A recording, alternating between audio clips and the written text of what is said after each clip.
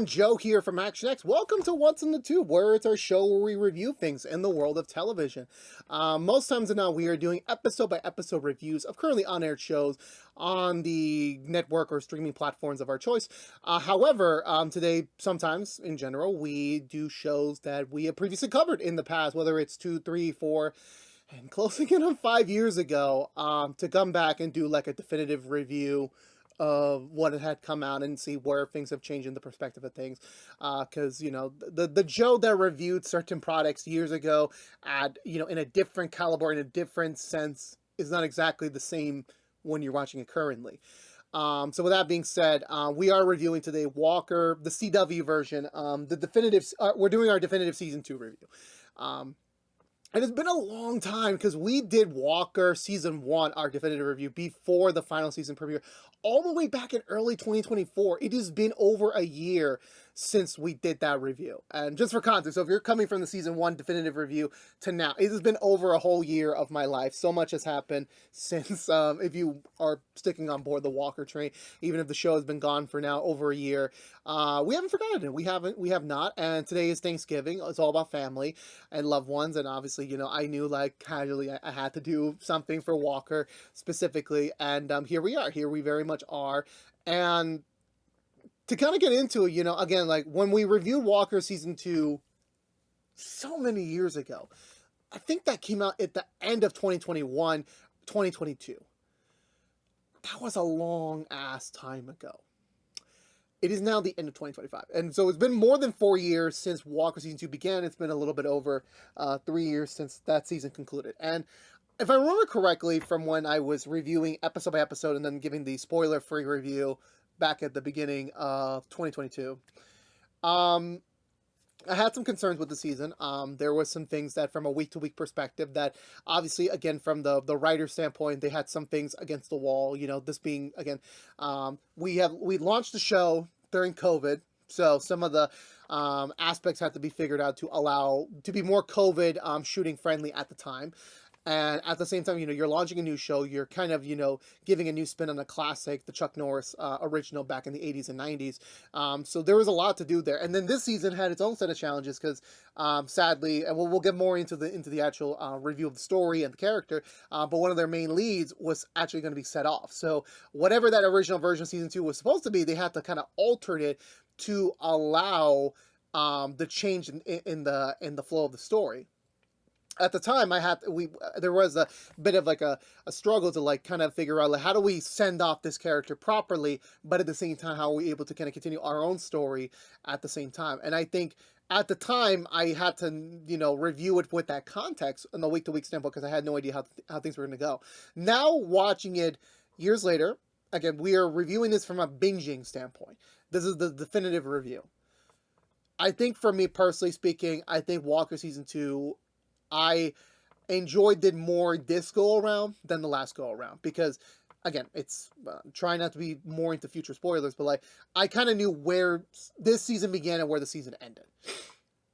It was the story kind of catapulting itself episode by episode. And I always mention that there is a bit of a difference from when you're reviewing it from a week-to-week standpoint. The one viewing, like, you know, watching it unfold, which again has its benefits. Like there are shows where the week-to-week, the stagnant releases are beneficial to the story. It builds up the suspense.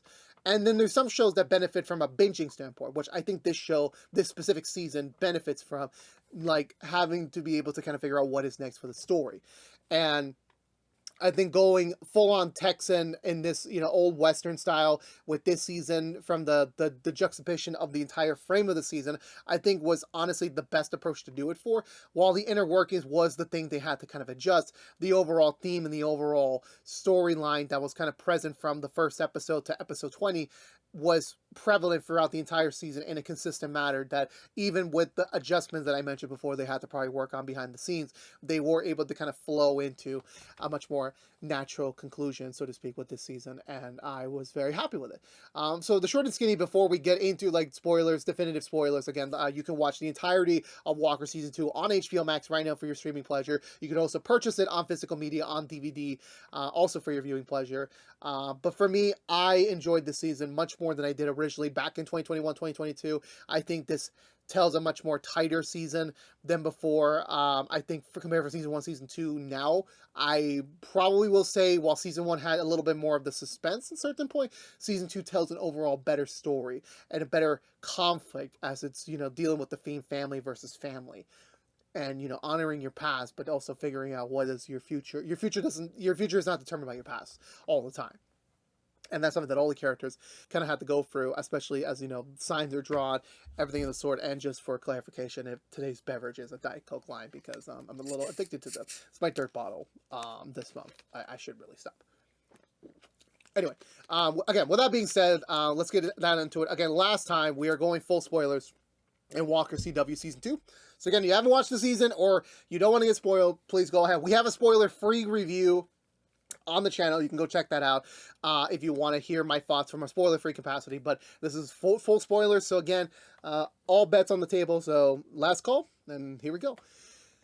So for me, I think when I heard way back then that this season was going to be the traditional old Western family, family versus family, a rivalry, the grudges, you know, the conflict. I forgot what the specific terminology is for Western beef, which ironically is a supermarket in New York, which was prevalent when I was a kid, but now, you know, but the feud, there we go, the feud between, because this is, you know, the old Western feud where like a certain family hates another family because one specific member hates another specific member, and then the whole family hates it, and then it usually breaches off from there.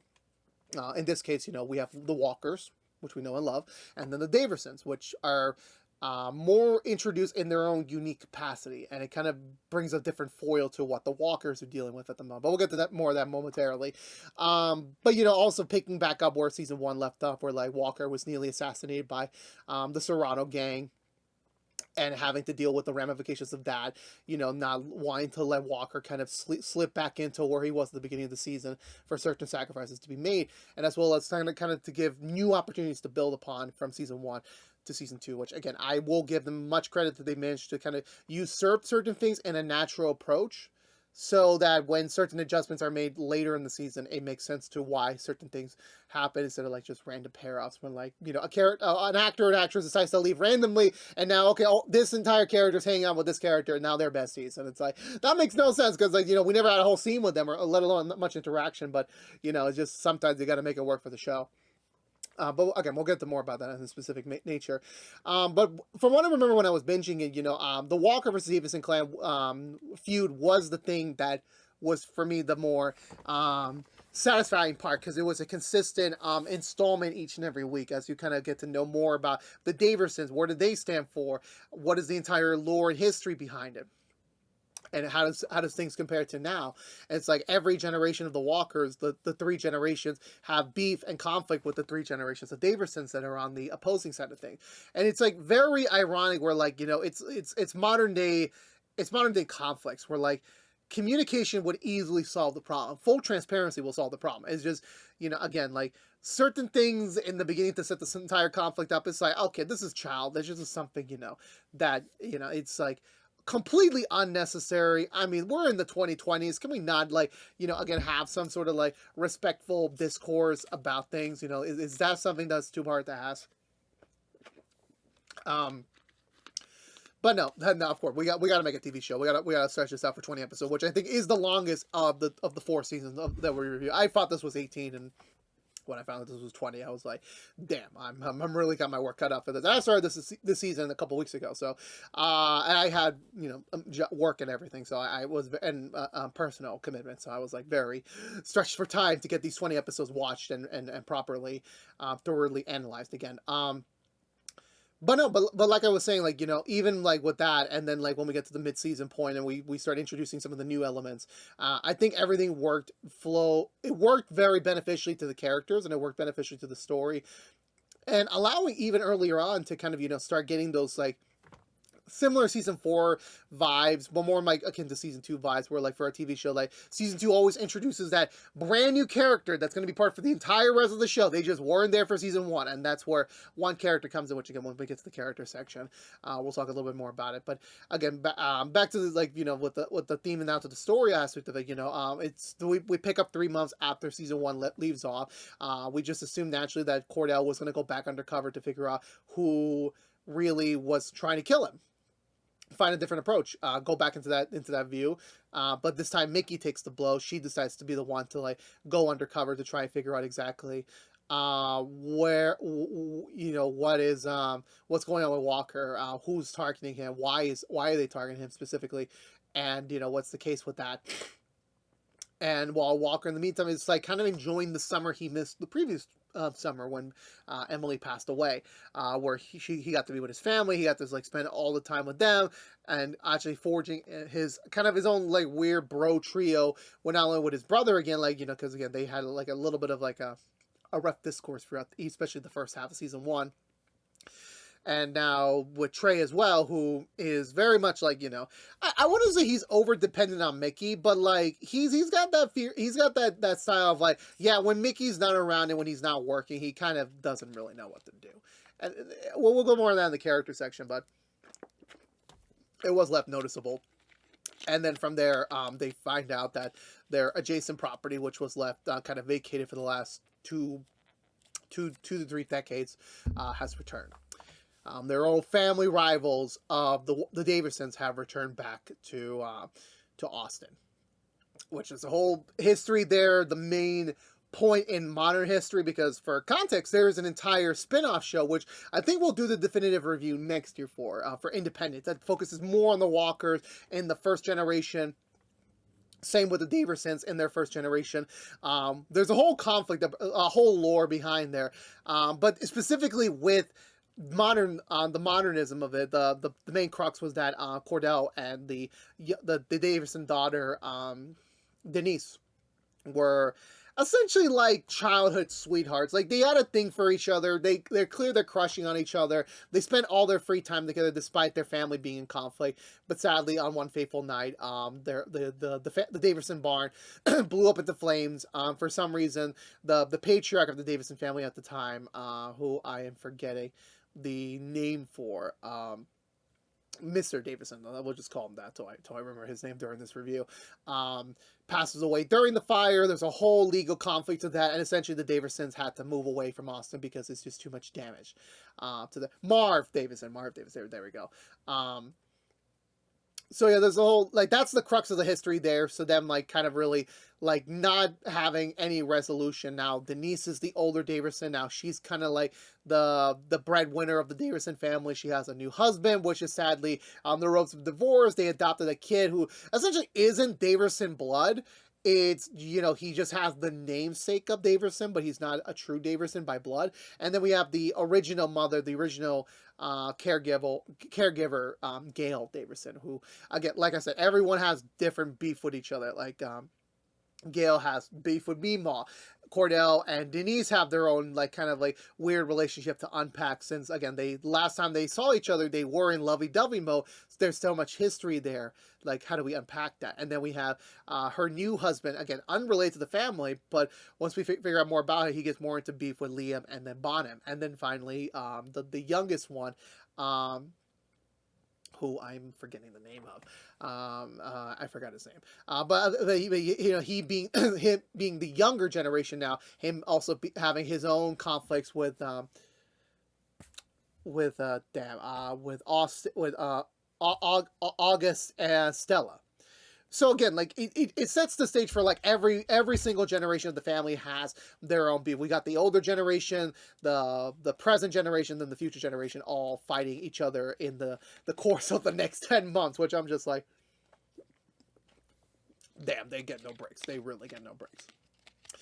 But yeah, but no, besides that, we have other storylines, of course, back with the Texas Ranger, because it is a Texas Ranger show, focusing on, oh my god, I remember so many names. It's like so hard to remember everything. Cordell's ex-partner, now the current captain,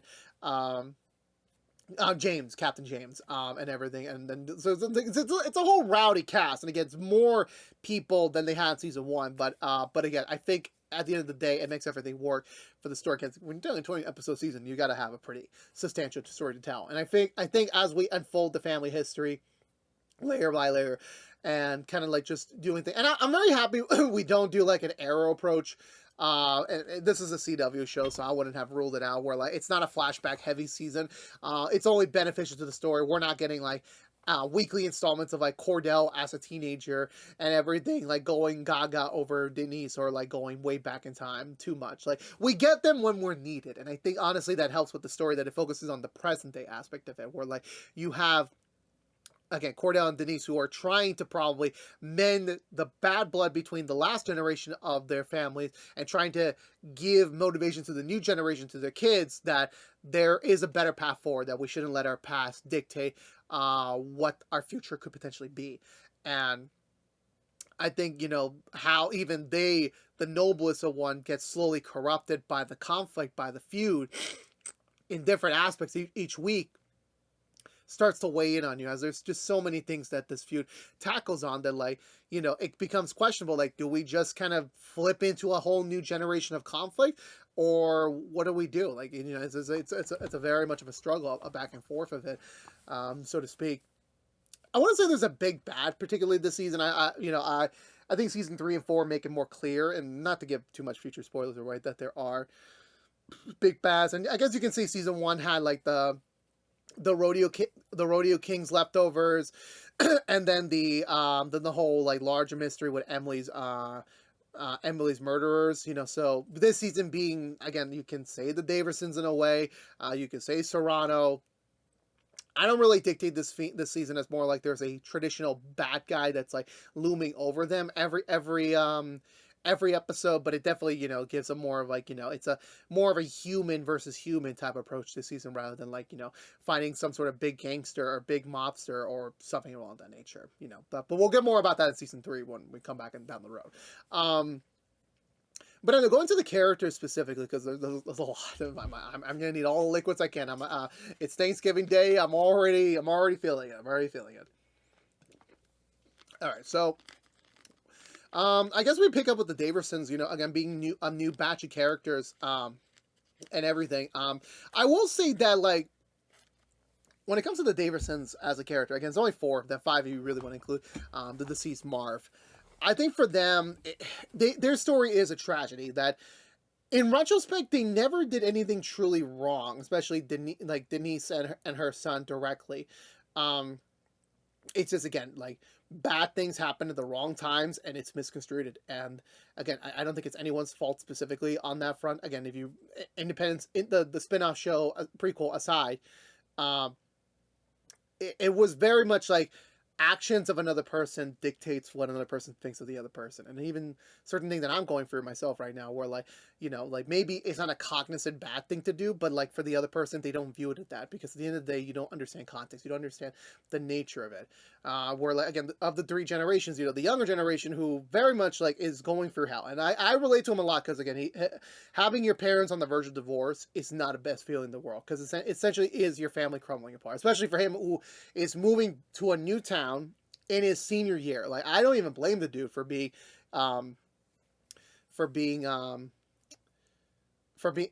the way he is to Stella and August originally. But then, as again, he is not being adopted, being he never had like a full-on grudge against the Walker. He was told the family history when they are about to move in, but other than that,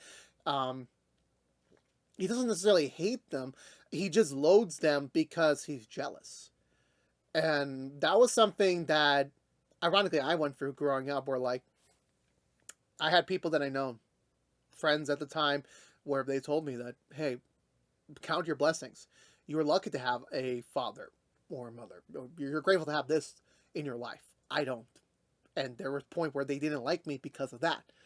Not because I did anything wrong, but because like it's just, what makes them better than me? Why can't I have what they have? And it weighs on them a lot. It does. And again, it's not something he gets blamed for. And as eventually he develops a crush on Stella, and then they blossom into a relationship. We'll talk more about Stella later in her section, but the fact that them being like the Romeo and Juliet eventually of like, it's not like traditional where we're like Romeo and Juliet immediately, like these two fell in love with each other at the first moment, but like eventually, as he got I forgot his name. I'm really trying to remember. I forgot, but him essentially falling in love with Stella in the second or third episode. And it's, again, relation to him where like I had like one-sided romances on someone that maybe at the time they never had feelings for, or they did have, regardless of the nature, like seeing the person you really care for that you want to be with someone else. You know, I relate I relate to him so much. I really, really do. And I give him much more sympathy because of my found experience on that nature when I was growing up. So him kind of, you know, having to go through the same thing with Stella, seeing that, you know, for most of their arc, you know, again, it's nothing that particularly anyone did to harm the other fully. It was just in the rather nature of just, you know, actions from other people dictate how someone feels about that person. Again, he has probably no reason to really hate them. It just, he gets disappointed and sad, and you get frustrated. And sometimes your frustration and your negative thoughts win. Where like, yeah, eventually they do end up together because, you know, Stella does share the same feelings with him about, like, you know, especially with their family lineages, that, you know, not to let every the last generations dictate what they can or cannot be. And especially with him and August, you know, eventually forming their own friendship first, you know, because there's found camaraderie in them, you know. Again, like, you know, I think naturally the younger generation does, like, you know, this modern generation are the people that are like, you know, maybe if they have family beef in the past, like they're the ones that, like, they don't have that same experience. They don't. And for some reason or not, generations before, they're more machismo. They don't really talk. They just, like, they say, and they fight. And they don't really have much leeway into, like, exactly what is the issue at hand here. And again, when we get to the bottom section, when we get to the older Davidsons, like, it makes more sense how that makes all the logistical sense of it. But then moving on to his parents, you know, Denise and I forgot the guy's name. I forgot. Ironically, he is the real life husband of Jerry's actress, which I didn't even know till recently, and I'm pretty sure I made that same reaction when I watched season 2 for the first time. I'm like, yeah, they're married in real life. They have, I think, 2 kids, and I'm like, damn, it's one of those things where, like, she probably got him a job on the show. Just so, like, they can go to work together. They can probably share similar hours together. For him, specifically at the beginning of the season, I viewed him as a villain.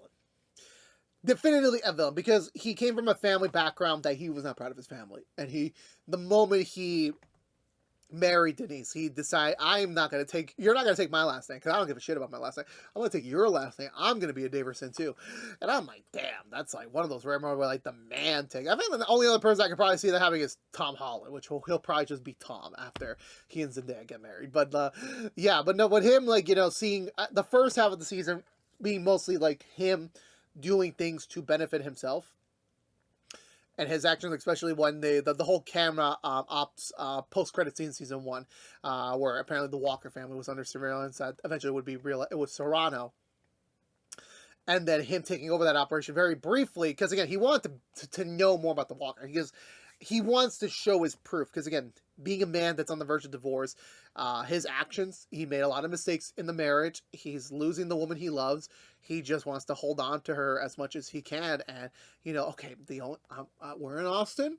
The Walkers are here. I can easily use this opportunity to kind of show my worth to my wife and my mother-in-law that I am worthy of being Davidson. I am on their team, and I'm going to destroy the Walkers as much as I can. And then him going into conflict with Liam, which, again, Liam is in a bad position this season with, like, we'll get to Liam in a second. Because Denise coming in, having more of the expertise of a DA to come in, overthrow the election result, even if Liam would have been the de facto DA. Her taking over, so, like, Liam essentially, like, is the true, like, beefer with, like, these two people, because he was a kid by the time the Cordell and when the barn fire happened. So him, like, finally now having his own opportunity to, like, step up and take out, again, his own frustration. Because, again, it's not particularly what the Daversons did. It's just, like, the innate nature of how they grew up. What the current thing is like, sometimes you take out your frustrations on the wrong people, and then you create even more conflicts. But, again, it's not something that he specifically did as the problem. It was just, again, his personality, his method, like, in their first meeting, where, like, Liam got really cocky of, like, oh my god, this guy just sucking up to the Daversons. Like, he is basically trying to be a Daverson and all that nature. And when he threw that first punch, And it's initially like, yep, that's when the war has begun again. Let's go, let's get through this. Let's really get through this. And then him, like, again, trying to just do his best for his family. And I think, that being said, that was the clinch for me when we got to the second half of the season. When we start to see his more vulnerable side, that he's human.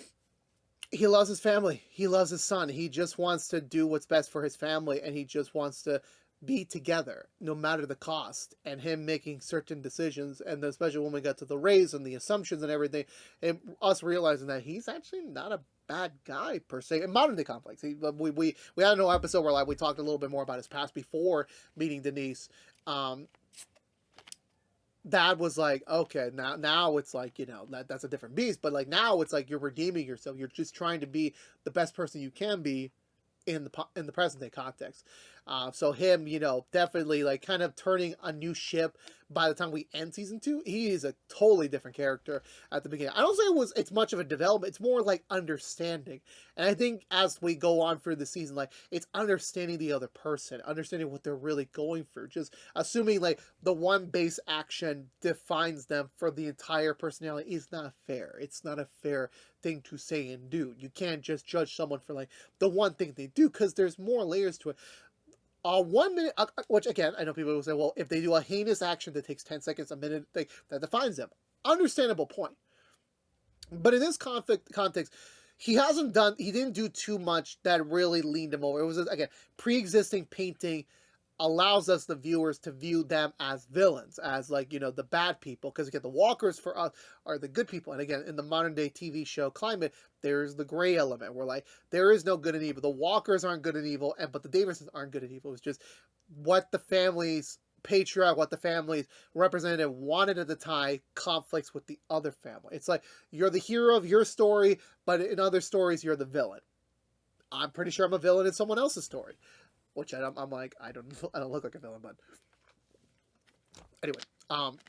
Then moving to Denise, where, like I said before in the top, where her and Cordell being childhood sweethearts, briefly into each other, they are the ones that are just trying to correct the ship, trying to basically be the ones to kind of like, really rein in what they could be together, what the families could be together as neighbors, as relatives, if hypothetically their kids end up together. But like, and again, there's a lot of history there, because again, they never got their final showdown. They never got to really figure out, would they have been together at the end if they never like separated? What would that have been like? And them having like some leftover flares of romance there, because again, like, Denise is on the verge of a divorce, and Cordell is technically widowed. Not even including the Jerry stuff that was still left over from season 1. So again, Cordell is a free agent right now. So again, the time periods, aside, again, like there was a lot of more benefits in their camp to like, let's work out the families, and maybe, you never know, like, maybe we can spawn off something when the time is right. Especially when they're briefly like cohorting to try and figure out Serrano's like final master plan after soon to get out of jail. There was a brief connection where like, their past love cells may be resurfacing. And it's like I said, the outside elements, just like their entire family hating each other.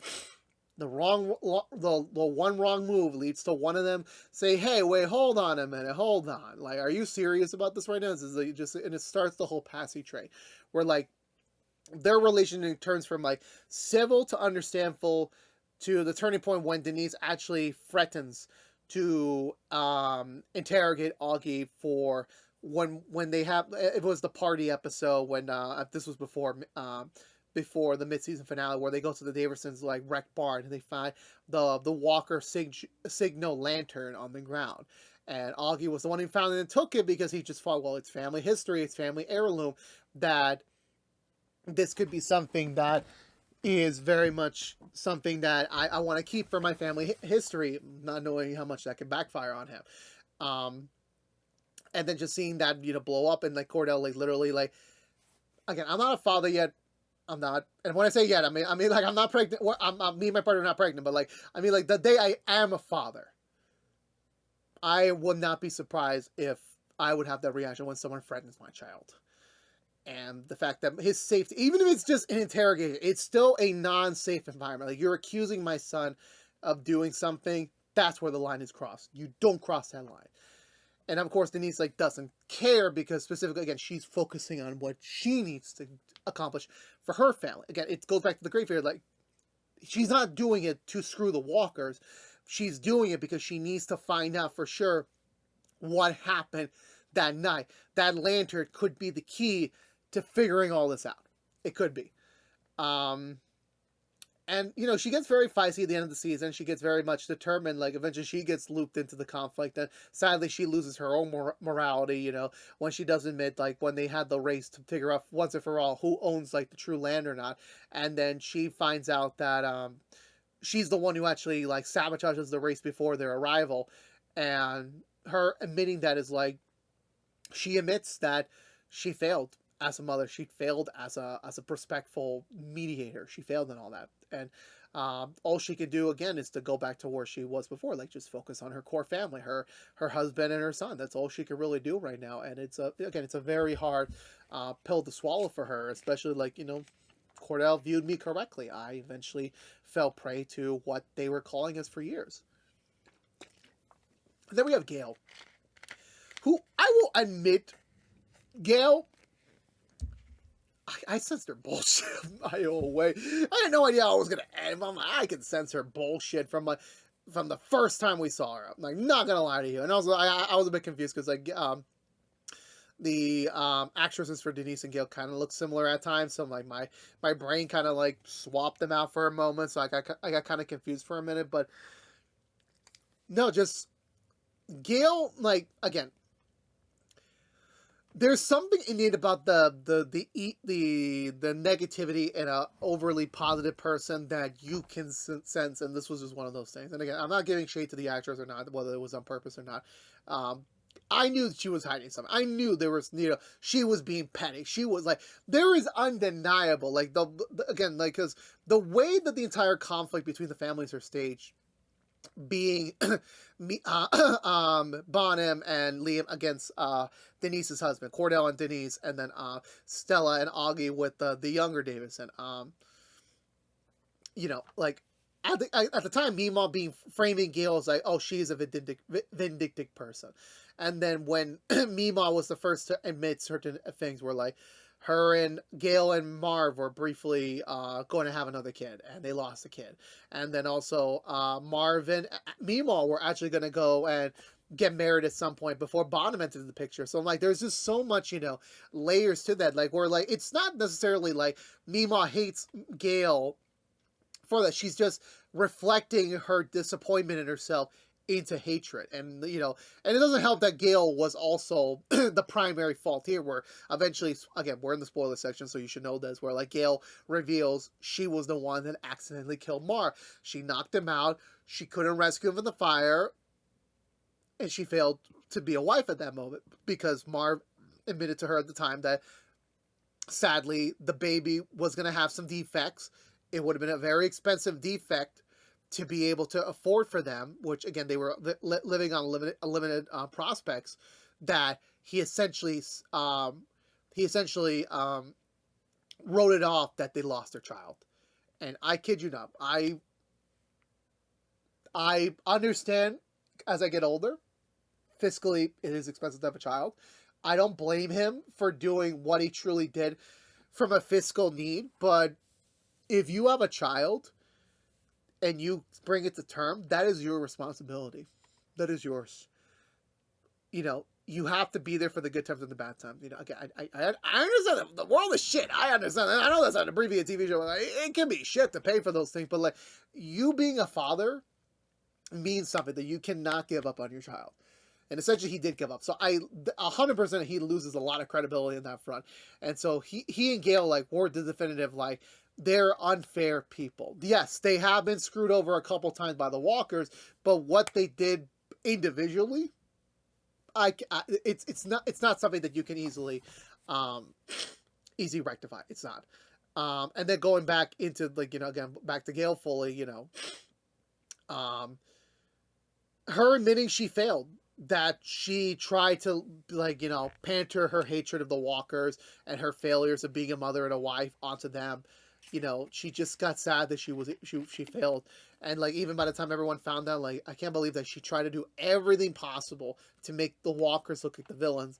And Mom says it correct, like like we didn't know at the time, and she was someone who was alone. Her daughter was a kid. She had no one else to depend on. I don't blame her for doing certain actions. It's not something that is you can understand, or you can say that the actions justify the means. It's not that, but when you're the only adult in your corner, when you have no one else on your side, and your only support system is a little girl that needs you to be a mother, I don't quite frankly blame her fully for doing that. I don't. She probably did what she needed to do to survive and to try to make the best life of herself. And just everything that happened, it doesn't, it doesn't, like, again, she had a brief moment of happiness. She thought she finally won, and she didn't. It is a tragedy, but at the end of the day, it's the same thing where, like, people's actions determined her decisions, and it created a new spawn of actions. It's just like, I think before we move back on to the main Walker family and their allies, just for context there, being that the case, that Gale would be classified as the de facto villain, trying to put the walkers down, but she was just human, just doing what she thought she was best, even if the actions were not something that could be agreed upon specifically. Moving on to the Walker allies, because I really went deep into the Davisons. Trey, my boy Trey, he goes for the ringer this season. He goes for the ringer.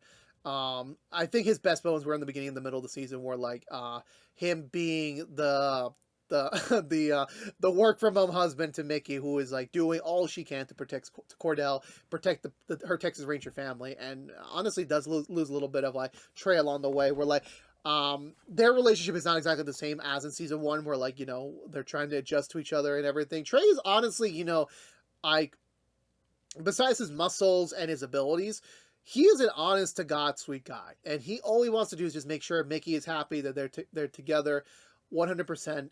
And sadly, as the season progresses, especially with how they decide to pivot Mickey, with her character direction to her later exit, Trey being kind of left out of it kind of sucks, because again, he's kind of becoming where Mickey kind of was in season 1, where like the walkers were together, and then obviously you had Jerry, who's essentially a de facto walker, and then James, who is like de facto walker as well. Trey kind of being the outlier, being outside of all that, and now him being alone most times, where at least Cordell and Liam were like extending a hand of friendship, and they actually managed to form their own broship aside from Mickey, which I thought was smart with the writers to like set that up. And then by the time Mickey leaves, we're like, he's a lost person. We're like, again, his entire end of his army career was to go back to Mickey to eventually form a life with her, and then having that all taken away from him. And I know some people say in a romantic history that quite frankly, it's more common than not to lose the person that you thought you were meant to be with in a tragedy way, where like maybe it's not something you guys purposely did to each other, just like sadly what life has entailed for you. And that's kind of where Trey is. We're like losing Mickey, because again, Mickey has to focus on herself and focus on like her development, and that can be done if Trey, who is part of her past, is there in that confusing sort of like trying to be a girlfriend to Trey, but at the same time not being able to fully move on. So like Trey kind of being left out of it. We're like, again, it's for a very personal reason that makes sense for the actual person, but for Trey, he's kind of like the one fell suit of it. And then him forming a new brothership, a new, like, I think more akin relationship to James, where James notices Trey's abilities, and he notices certain things, and like you never know who your next best friend's going to be. You never know. And these two like latching onto what they did, and then James slowly seeing Trey for who he truly is as a potential ally, and then making those decisions of like Trey could potentially be a Texas Ranger. He has not only the abilities, the physical abilities and the mental abilities to be a Ranger, but also his soul, his sense of character is what he needs to justify him being a ranger, and that's what James was looking for. As well, when we get to James next, you know, his entire like more of his storyline in the season is just trying to inspire that next generation of rangers, so that, you know, the day comes when James wants to retire, he's safe and sound, that like, okay, the generation that I raise is going to hopefully spawn off to something else. And that goes into James specifically. James kind of being more like just captain material most of the season, then giving him something to do with Trey, then forming like a, again, like then becoming bros, and then like James having his epiphany when he gets shot and nearly killed, protecting Trey, reconnecting with his wife and everything. It's kind of like, you know, this is what James was kind of been waiting for so long, you know, trying to like finally get to a direction where he needs to go, and also being reminded fully of where he wants to go specifically. He wanted to be a captain, to be able to kind of manage the Rangers, to be in a very solidified place where they can inspire, and they could, you know, be self-sufficient and follow the path, and, you know, do the right things to do, where like certain Rangers from the past were not able to do. And then him thinking that Mickey could have been the real Embers, and then sadly her leaving, you know, then like him having to find it else, because like, you know, especially for Cordell, like them being the second generation, like Cordell's not that. Like Cordell is essentially an image of what things could be, but that's not what James wants specifically. And then having to like make the moves to kind of prepare for that, especially, you know, looking at Trey, and then looking at one of our newest addition this year, him being able to kind of like find that directive to be able to kind of, you know, figure that out, and having to also wrestle with the fact that there will be a point where he won't be there anymore, and he just wants to make every moment count, but at the same time, not only for, you know, for the future of Texas and for Austin, but also for himself, and then him getting a second chance, especially to be with his wife again in a dating capacity, and being able to kind of like rectify his mistakes from his past. You know, he's counting his blessings, and very much he's continuing to do what he can for the people he does care about. That leads into, I guess, our next pair, which Mickey, played by the wonderful Lindsay Morgan, sadly departing the season. Which at the time I was reviewing it, when I heard that announcement, like, and it was literally the first episode came out, the next day they announced that she was leaving the show, and I was like, what the, like, what happened? Like, the hell? Like, something must have happened. And for context, years afterwards, she left the show because physically she was doing too much. If you're unaware of her career, she'd done a show called The 100 for nearly all of its run, and she finally got a the lead female role on a brand new show, specifically with Walker, because they do a whole season of it, and she was ready to go, raring to, like, you know, finally be the lead, and hopefully this could spawn off into different things. But like, sadly, they told her like, hey, you can do this if you want to, but sad to say that if you continue to do the show, if you, in this schedule, in this capacity, you may not make it that long. So her choosing to focus more on her health, having to kind of, you know, set aside her career to be able to like kind of focus on herself. Again, it's, you know, very bad timing, and it's understandable. I do believe she made the right choice at the end of the day to depart the show on the terms she did, to be able to focus on herself, to be around for a much longer time, which was respectful, and giving her as much episodes as can be within her limitations, to be able to send off the character properly in a sense that makes sense to what they were setting things up in season 1 and to what they were writing now, to kind of send off the character, you know, giving us a little bit more of her history from her past, her like doing the undercover sting for a few episodes, having to wrestle with the sacrifices she made for Cordell specifically, and then kind of having to wrestle with her identity. Who is she? You know, she never fully got to say goodbye to her past self, and she can't really get comfortable in her present self because like she sacrificed too much for Cordell. Then she has Trey at the same time, where like there's so much going on, where like there never really was a proper Mickey Ramirez. There is the core identity of one, but there isn't a full, complete person that she was expecting to at this time. And then her kind of having to wrestle with the aftermath of her decisions, whether it's a positive one or a negative one. It just sucks that you did so much for someone and it doesn't get that same recidivist return. It just doesn't. And honestly, as a result, I don't blame her for doing what she did to like leave and leave Trey as is, and then just the way she had to, did she dead ass have to leave on like the holidays, like the most depressing time of the year. You had to leave during that time, and then her final goodbye to Trey, her final goodbye to James and Courtney. Like even if they've only like had not too much time together, just the impact that someone makes on another person is felt, and it feels notified as a result. And just seeing her, having those goodbyes, and then her, in a way, kind of having to accept the terms that she won't be able to achieve what she wants to anymore, but she's now finally in the position where she's doing things for herself. And I think, honestly, that is the most difficult choice, which is surprising to say, that anyone can make for themselves. That leads into our new quasi-female lead, which is Cassie. Which, again, they create the character probably to replace Mickey, because we need Cordy to have like a consistent new partner that's gonna like jive well off him. Where in how they were setting up Cordy and Mickey originally was basically like polar opposites. You got the older generation that's still problematic to the newer generation, who is not as problematic, but definitely is more balanced to kind of even him out a little bit. This being more like they kind of like are on the same spectrum of like they're doing very rash decisions to get the job done. But Cassie at least has the determination and the know-how to kind of like, really be able to kind of punt herself into where it needs to be.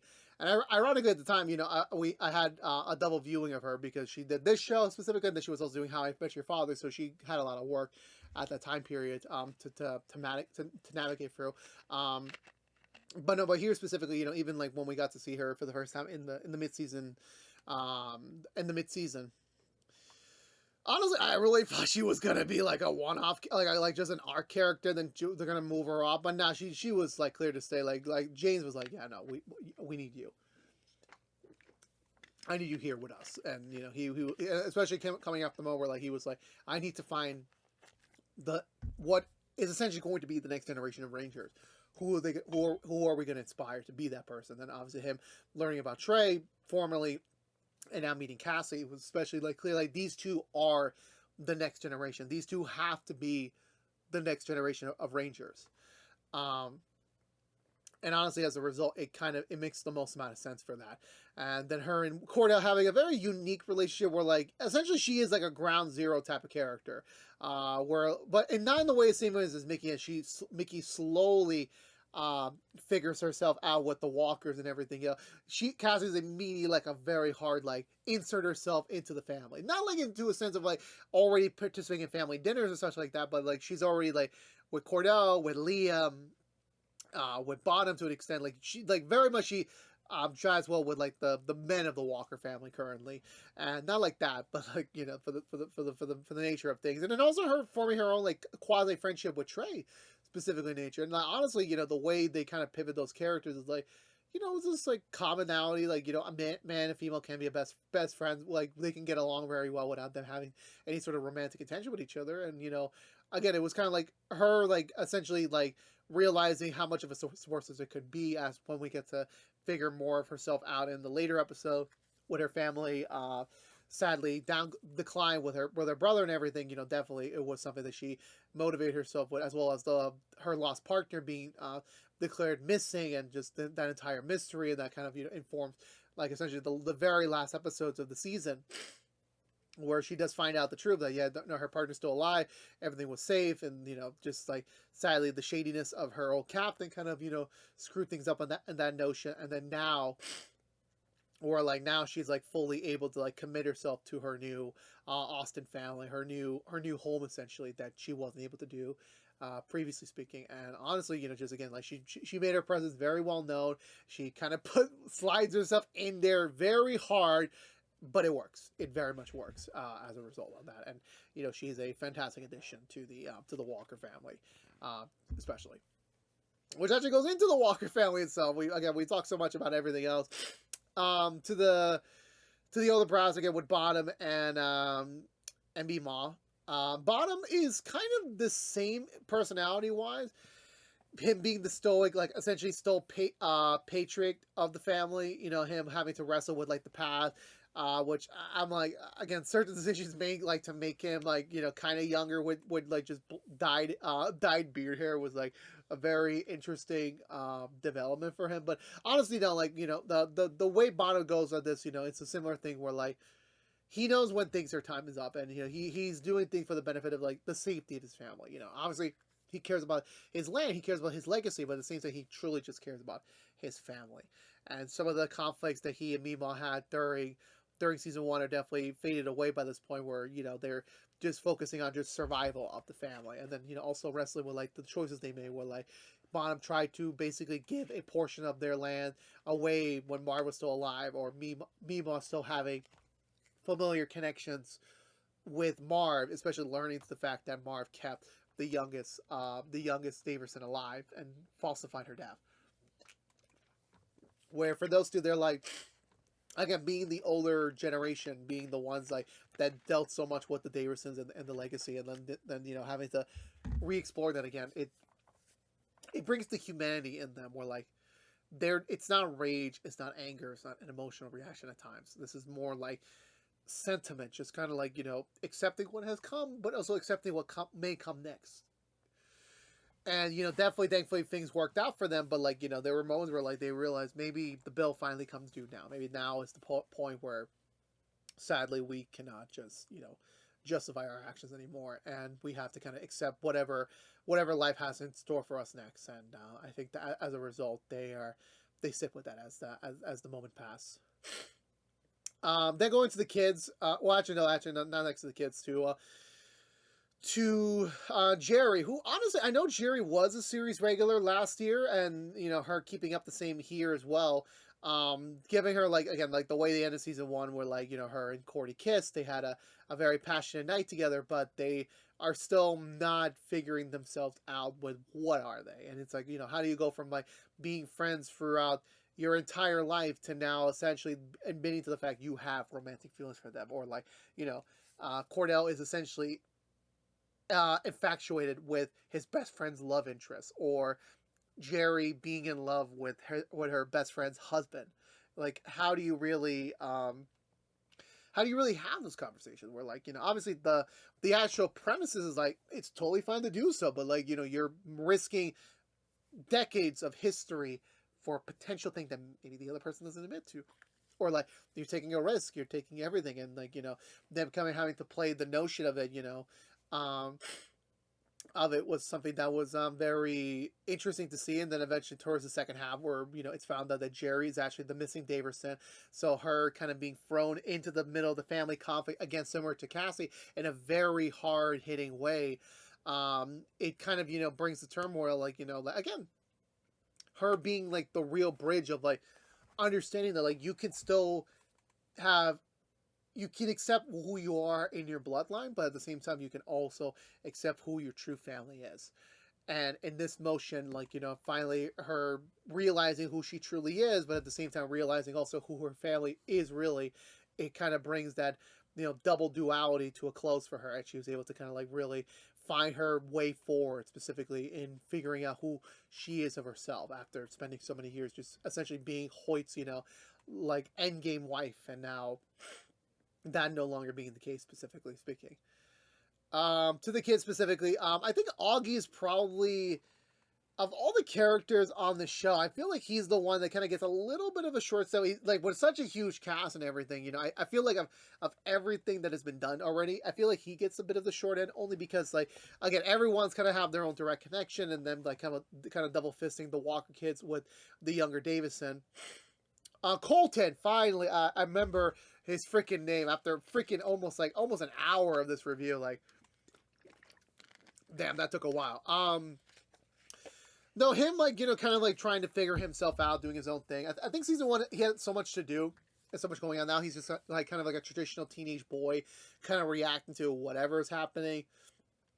Him and Colton actually trying to forge their own friendship, kind of before Colton finally gets with Stella, is like it's just what it is. He's more like the reactor this season. He doesn't really have anything too prevalent to do on top of my head, and I just rewatched the show, so I can't remember specifically those notions. But honestly, it does goes to show the nature that he is still very much still into his family. He still wants to be there for them, and at the end of the day, that's all he can really do as a result of it. And I know he'll have more things to do later on, but like at least here, he's more of the reactor.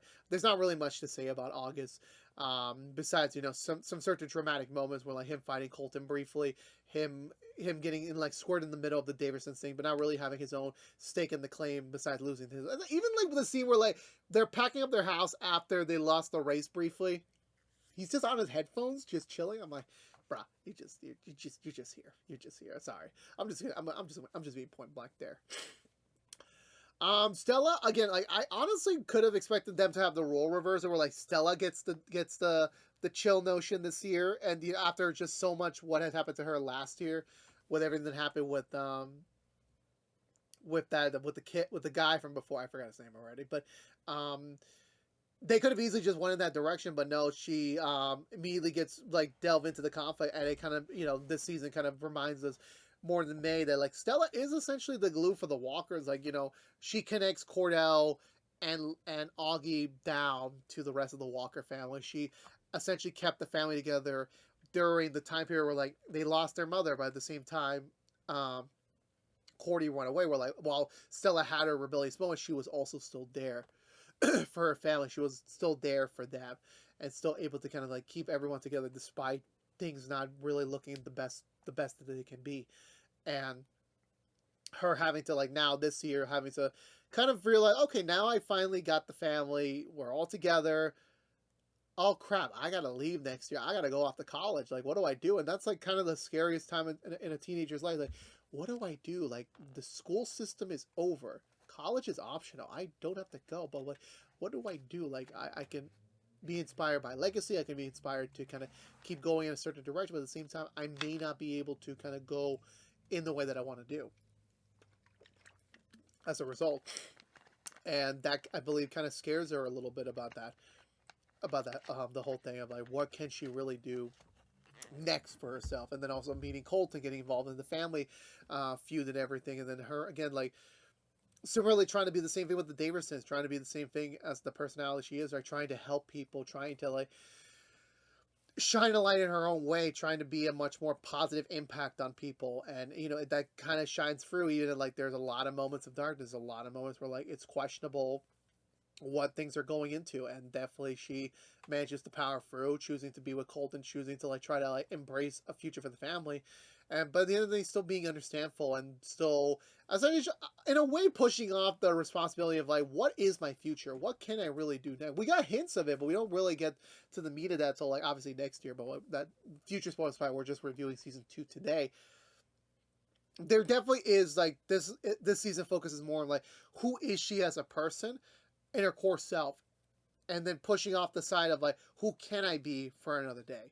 And I feel like sometimes people like will do a lot of things, put themselves in a lot of shoes to be able to kind of like just not pick what direction you want to like step into, if that analogy makes the most amount of sense. With Liam, he is on fallen times, on hard times. Briefly he does have purpose in a very lost direction, and then I feel like kind of having a role reversal with Cordell this season, where like Liam was essentially the linchpin to Cordell's like shakiness, or to now this season Cordell being more stable-ish, seeing Liam kind of being on shaky ground with like his career, his personality, his stance with the Daversons. Like he's just all over the place this year, and he's just trying to do what's best for his family again, but like it's not. But he's taking not so healthy approach, where like he's getting into tussles with the new Daverson man. He's also trying to combat Denise from an ADA to DA standpoint, which he's not happy with. Him trying to get involved in every aspect of the feud possible to find an angle to win, and sadly, it's a polar opposite of him and Cordell this season, where like Cordell wants to end the feud, while Liam in a way kind of wants to keep the feud going for another generation of conflict, because of just actions, and maybe him being the youngest, or maybe similar to when we were talking about the Daversons, where like he has fallen in hard times, he's in a very bad place with his life, that he is trying to find things to like keep himself with purpose when he's trying to figure himself out. And he briefly does have a compass at the end when like he kind of starts dating Ashley. I'm forgetting the actress's name. Cassie's brother, to an extent. Like there is a somewhat path forward, but it does take a little bit of time for him to kind of get into that direction, so to speak. And that he has a lot of emotional weaknesses point, especially when he accidentally makes a whole mistake that essentially ends his lawyer career. And then him having to trying to figure out what is next for him, even besides the conflict, what can he do next? And that's still a question that he still is left answering. But at least for him, his stance and viewpoint is on his family, no matter what inevitably happens. He just wants to make sure that everyone is okay and well, and that things are being done right and correct. And lastly, to Cordell, our lead man, Jared Padalecki. I feel like this year he has become a well-balanced version of himself, but despite finding balance to an extent, he is ridden with guilt through mistakes that he may have caused in the past, things that he may not have been directly involved in. Is just last year him turning off himself allowed him to be more emotionally attackable because he missed a lot. Now, this time around, he's more prevalent, he's more there, he does his best to be there always, to now at that point where, okay, how do I find a way to keep everything balanced? How do I keep that going? And then having the past coming back up, creeping back in at moments, especially with the Daverson, especially with Serrano, especially with whatever new friend. Like, there's just, it's always a reminder that like things may never be properly balanced when like the past keeps intruding on different aspects of things, and him trying to figure out like how do I keep what I have but also move forward, and not let the past always dictate where I can go in the future, and him having to like kind of wrestle with all that. And all the changes in his life this year, where like he loses his partner, he gains a new partner, him trying to figure things out with Jerry specifically, the return of the Davisons, like he has so much on his plate, and him trying to be essentially that focal point in the family, where like he's essentially he's not wise like his parents, but he's not that young like his kids. He's just trying to find the best path forward for everyone, to let bygones be bygones and inspire his kids to like be better, so that there won't be another feud down the road. And it's a lot to weigh in on a person, it really is, and him trying to figure that all out when like things constantly come into his way. It's like it's something that like after a notion is like, how can I move forward, how can I push myself further along while respecting everything that is come in May as well. So it's a lot for him to handle, and I think Jared does a much more great job presenting that this season with the character specifically. And honestly, watching Walker again has specifically like has made me forgot about Jared's performance as Sam Winchester in Supernatural. I've already forgotten how he has done that role specifically. Where like I always miffed on that, where like, oh, specifically it's funny that like he played a certain character for 15 years. How does he play a new character after playing it for almost over a decade and a half? And like this show, like I can't remember it. I can't, but it speaks to his performance levels on that. And I think the only other thing I did want to like touch base about was just the random Supernatural tribute they did in the middle of the season, where like which I honestly it makes sense because it's a Texan thing, where like it was the county fair episode, and they had the band that played Wayward Son actually be in the show when they couldn't find a logistical way to get them on Supernatural, because that was also the episode that Jensen, who played Dean Winchester, directed. So it's kind of like a mini Supernatural reunion, which honestly, like, I get it from a Texas standpoint, but just seeing the Walker family jam out to a song that's like more akin to Supernatural, it's just so weird. I can't do it. I'm sorry. I'm not from Texas, so I don't know specifically the ins and outs of that, but I'm just like, yeah, I don't know. That scene didn't do it for me. I like the song, don't get me wrong. Whenever they focus on the band, I liked it, but when we were on the family and everyone else, it was like, yeah, no, y'all weren't in Supernatural. Like, I don't believe you guys jamming out to this. I don't. But in all honesty, for me, I think Walker Season 2, personally for me, is an improvement on Season 1. It's a much more tighter story, despite having a couple of things that probably they had to change around last minute. it still works in the larger picture of things. The Walker-Davison feud does bring some intriguing points of conversation for them, and it does inspire some meaningful messages. And then seeing the brass middle of it with like the Serrano matter and then what's to come next season, was all very much points of play here. Where like it just continues to progress the story piece by piece, and having these characters having to grow and evolve and like finally admit that like the new world isn't exactly as how it was before, that there can be more to say as long as you communicate to the other person. And I think that goes a long way to mitigating any feuds. I really hope I don't have a feud in the future. I mean, do I? I don't think so. I don't think I don't think I have a feud with anyone at this point, or any other family. I could be wrong though. Well, that being said, I would recommend Walker season 2. I would. It's a little long for a weekend binge, but you got a vacation week, you want to take days off in your house, I would recommend Walker Season 2, alongside Season 1 as well. It's worth the binge, in my opinion, in my humble opinion about it. But yeah, let me know down below. What did you think of Walker Season 2 full front? Did you love it, or did you like it? Did you not like it? Let me know down below. I would love to have a conversation with you about it, as always. But I believe that's going to do it for me today, everyone. If you're unaware, this has been What's in the Two, reviewing the definitive review of Season 2 of Walker. If you want to know what we're doing normally on What's in the Two besides these seasonal reviews, we are currently doing Madlock episode reviews each and every week. We're on a bit of a holiday break right now with Thanksgiving. We will be back, I believe, next week or the following week with new episodes to review.